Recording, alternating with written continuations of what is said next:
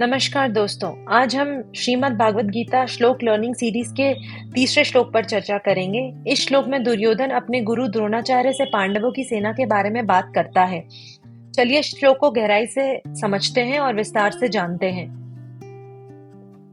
श्लोक में दुर्योधन द्रोणाचार्य से कहता है, आचार्य देखिए पांडव के इस विशाल सेना को जिसे आपके ही शिष्य द्रुपद के पुत्र ने व्यवस्थित किया है।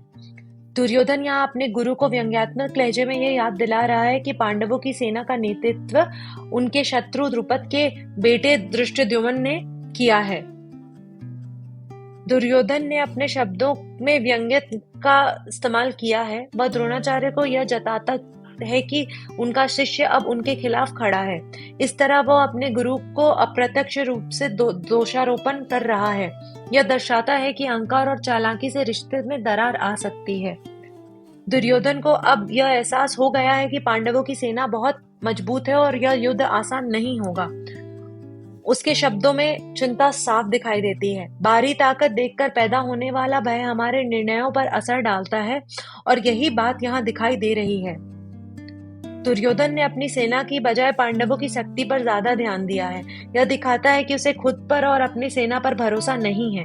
हमें सीख मिलती है कि जब भी हम किसी चुनौती का सामना करें तो हमें अपनी रणनीति और क्षमताओं पर विश्वास रखना चाहिए। दुर्योधन ने स्वीकार किया कि पांडवों की सेना अच्छे नेतृत्व के तहत थी। यह बताता है कि एक सक्षम नेता किसी भी सेना की शक्ति को बढ़ाता है। युद्ध या किसी भी कठिनाई हो या कोई भी परिस्थिति में नेतृत्व की भूमिका बहुत महत्वपूर्ण है। व्यंग्यात्मक दृष्टिकोण से दूर रहें। किसी को नीचा दिखाने की कोशिश रिश्तों को कमजोर कर सकती है।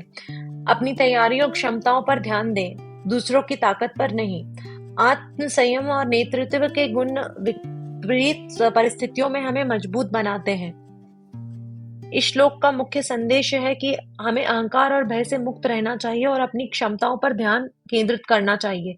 साथ ही हमें अपने अंदर के नेतृत्व और आत्म संयम के गुणों पर विकसित रूप से ध्यान देना चाहिए।